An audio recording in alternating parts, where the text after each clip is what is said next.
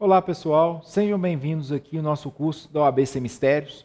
Nós vamos destinar esses 15 últimos minutos para observações finais da matéria de Direito Ambiental. Já trabalhei com vocês em relação às questões mais recorrentes em relação ao direito ambiental, tá?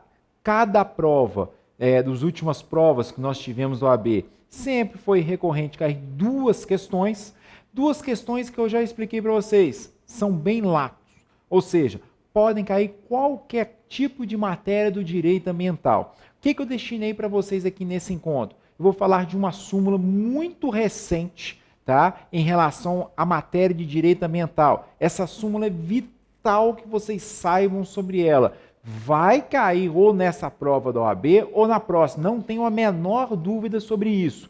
Depois, vou trabalhar também nesses poucos minutos sobre alguns princípios do direito ambiental que nós não trabalhamos. E eu acho interessante que vocês saibam para que vocês consigam concatenar melhor a matéria de direito ambiental. Sabendo princípios, pessoal, vocês conseguem desenvolver a maior parte das questões de direito ambiental, mesmo não sabendo especificamente o artigo. Tá? Mesmo sabendo que o conteúdo daquela lei, sabendo os princípios que norteiam o direito ambiental, vocês vão conseguir entender qual que é a lógica do legislador naquela questão. O que ele está visando sobre ela. Alguns princípios já comentei com vocês. Princípio da insignificância é aplicado no direito ambiental. Não de forma indiscriminada, de forma relativa, caso a caso, mas ele é aplicável.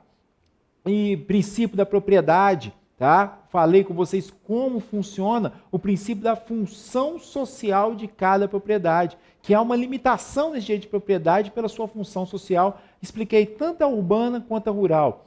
Então, vou trabalhar alguns princípios. Como são poucos minutos, vamos direto a eles. Vamos lá. Aí o nosso contato, caso tenha alguma dúvida até a prova.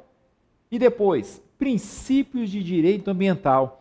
Então, primeiro deles, que de forma atualmente sustenta o direito ambiental. Tá, pessoal? Esse princípio do desenvolvimento sustentável é o princípio mais moderno que nós temos de direito ambiental e também o mais conservador, se você pensar bem. A Constituição foi moldada em cima do princípio do desenvolvimento sustentável e até hoje ele é extremamente atual e irá continuar sendo extremamente atual pelo seu próprio conceito. E o que quer dizer esse princípio, pessoal? É um modelo que procura coadunar, ou seja, compatibilizar os aspectos ambiental, econômico e social, buscando um ponto de equilíbrio entre a utilização dos recursos naturais. Olha aí, ó. Então, são três aspectos principalmente. Perdão, vamos voltar aqui. Como é que volta? Vamos voltar. Aí, ó. Olha, aspectos ambiental. E aí, o que ele visa? Entre a utilização dos recursos naturais. Vai trabalhar o aspecto econômico, visando um crescimento econômico. Lógico, a gente vai visar o crescimento econômico. E o social, que é a equidade social. Então, na verdade, o que esse princípio trabalha? Quais são as bases dele? Esse tripé do ambiental, do econômico e do social. Hoje em dia, o econômico não vai vingar de forma sozinha. Nós não vamos poder pensar no desenvolvimento de forma insustentável, da forma que nós quisermos, não. Eu tenho que compatibilizar ele com outros fatores. Quais são os outros fatores? O ambiental, nós vamos continuar preservando os recursos naturais e, de qualquer forma, também o social. Nós vamos pensar o bem dos seres humanos de forma geral. Então, uma equidade social que nós vamos buscar. Então, o desenvolvimento sustentável nós não vamos proteger a natureza de forma absoluta. Lógico que nós precisamos dos recursos naturais para que podemos utilizar no dia a dia. Lógico, gente, que nós sabemos o impacto que gera uma mineração. O impacto ambiental é enorme, só que nós precisamos desenvolver também. Nós precisamos, no social, gerar empregos. Então, o que acontece com esse princípio? Ele visa compatibilizar os três pilares. Tá? Então, nem o desenvolvimento de forma insustentável. Então nós vamos trabalhar o desenvolvimento, mas equilibrado com a proteção ambiental. Então uma mineração, o que ela vai fazer? Tentar buscar o menor impacto possível, utilizar as melhores tecnologias para tentar desenvolver ali uma mineração de forma mais sustentável que se possa fazer, de forma a minimizar o máximo possível os impactos. E além de pensar no social, porque isso vai gerar uma quantidade de empregos enorme, de tributos, de arrecadação para o Estado. Então, o desenvolvimento sustentável visa compatibilizar esses 3 fatores que hoje são importantíssimos. Tá? Então, sempre quando pensar em desenvolvimento sustentável, pense nesses 3 fatores, o ambiental, o econômico e o social, de forma harmonizada. Tá?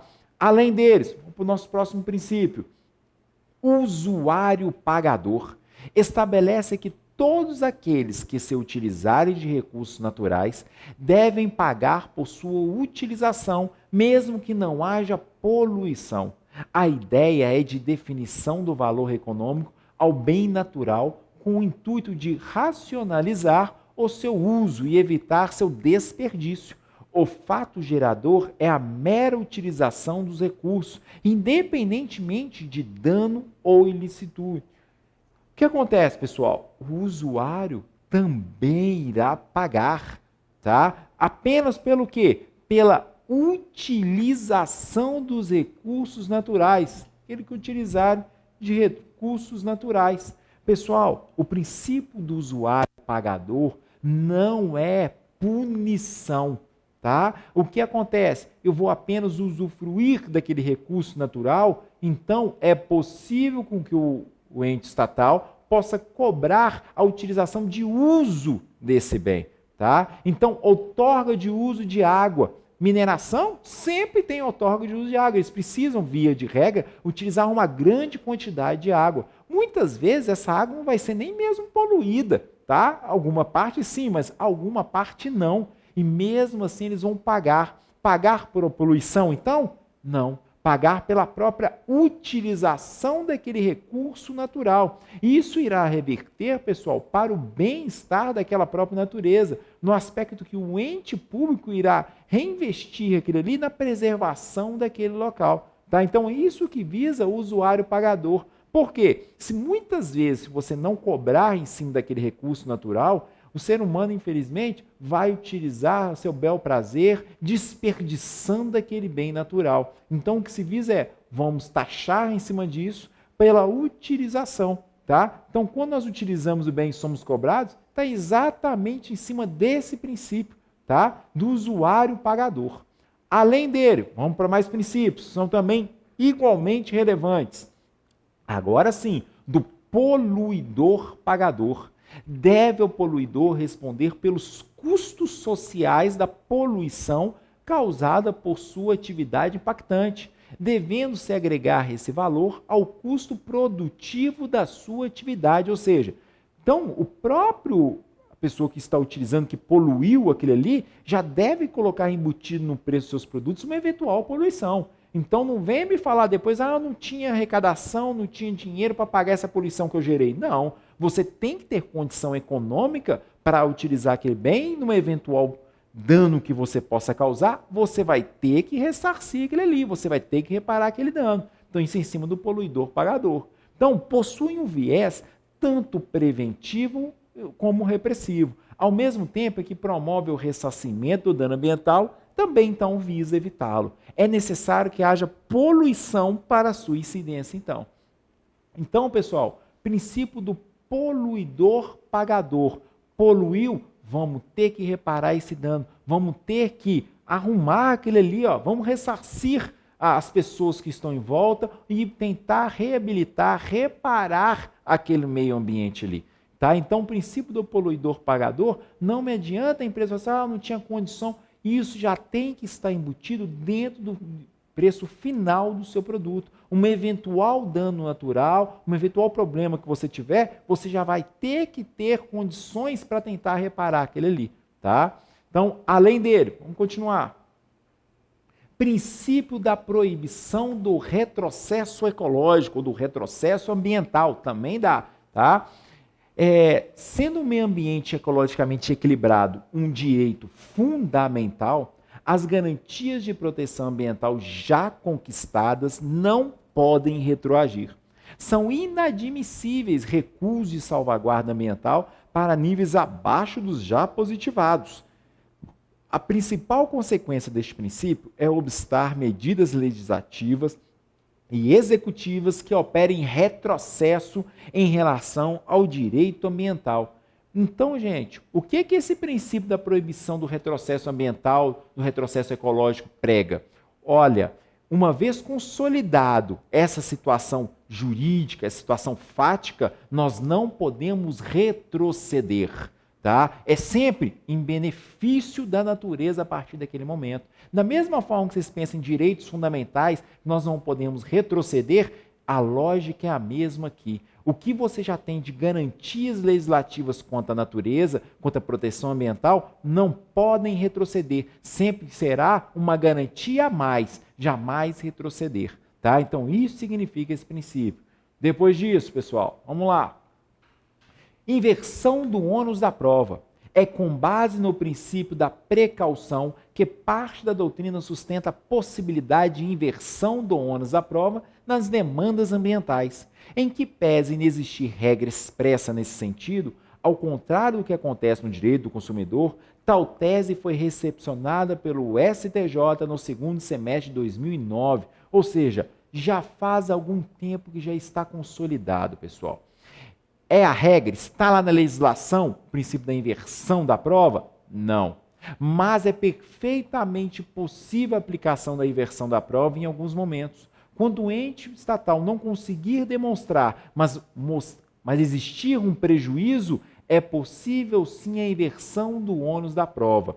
Então, vai depender do caso em concreto. Mas o que vocês precisam saber é, não há na legislação essa hipótese da inversão do ônus da prova, assim como há no direito do consumidor. O direito do consumidor existe expressamente. Na legislação ambiental, não. Mas a jurisprudência e a doutrina também aceita a inversão do ônus da prova na matéria de direito ambiental. Tá? Então, inversão do ônus da prova, perfeitamente possível no direito ambiental. Tá? Vamos lá, vamos para fechar isso aí. Licenciamento ambiental versus licença ambiental. Coloquei só para vocês saberem a diferença. Vai que na hora da prova cobra alguma coisa sobre isso, é bom que vocês saibam. Licenciamento ambiental se refere, pessoal, a um procedimento. Enquanto que licença ambiental, esse já é o ato administrativo liberando ou colocando restrições, que quer que seja. Então, licenciamento ambiental é um procedimento administrativo pelo qual o órgão ambiental competente licencia a localização, instalação, ampliação e operação de empreendimentos e atividades utilizadores de recursos ambientais considerados efetivas ou potencialmente poluidoras ou daqueles que, sob qualquer forma, possam causar degradação ambiental. E a licença ambiental, como eu falei, ato administrativo pelo qual o órgão ambiental competente estabelece as condições, restrições e medidas de controle ambiental que deverão ser obedecidas pelo empreendedor, pessoa física ou jurídica, para localizar, instalar, ampliar e operar empreendimentos ou atividades utilizadoras de recursos ambientais consideradas efetivas ou potencialmente poluidoras, ou aquelas que, sob qualquer forma, possam causar degradação ambiental. Então, gente, o mais importante aqui, licença ambiental é o ato administrativo. O licenciamento é o procedimento administrativo. É todas aquelas fases que ele vai conseguir a licença ambiental. Tá? Então, o procedimento já é o ato administrativo. Por fim, para a gente fechar, pessoal, a recente súmula 613 do STJ, súmula de 2018, tá? Se não cair na prova de vocês, na próxima cai. Então, estudem, a chance de cair já nessa prova é muito grande. Então, o que ela fala? Não se admite a aplicação da teoria do fato consumado em tema de direito ambiental. E o que é a teoria do fato consumado? Coloquei uma síntese aí para vocês. Segundo essa teoria, as situações jurídicas consolidadas pelo decurso do tempo, amparadas por decisão judicial, não devem ser desconstituídas, em razão do princípio da segurança jurídica estabelecida nas relações sociais. Assim, de acordo com essa tese, se uma decisão judicial autorizou determinada situação jurídica e após muitos anos constatou-se que tal solução não era acertada, ainda assim deve ser desconstituída essa situação para que não haja insegurança jurídica. Em suma, seria uma espécie de convalidação da situação pelo decurso do longo prazo. Então, gente, só exemplificando para ficar mais fácil para vocês, não se aplica a teoria do fato consumado em matéria de direito ambiental. Então, caso uma pessoa construa uma casa na beira da praia, aonde não deveria ter sido construída, o passar do tempo não vai convalidar aquela construção numa área proibida. Tá? Então, em matéria de direito ambiental, mesmo aquela pessoa alegando fato consumado, já está consumado, minha casa já está pronta, tem anos, fui autorizado pela prefeitura a instalar aqui. Se for detectado que houve uma violação à legislação ambiental, não se aplica a teoria do fato consumado. Essa súmula vocês têm que saber para a prova. Ela é matéria que é fato, irá cair na prova de vocês, tá bom? Então, aguardo vocês, desejo uma ótima prova e desejo, então, muito sucesso para vocês.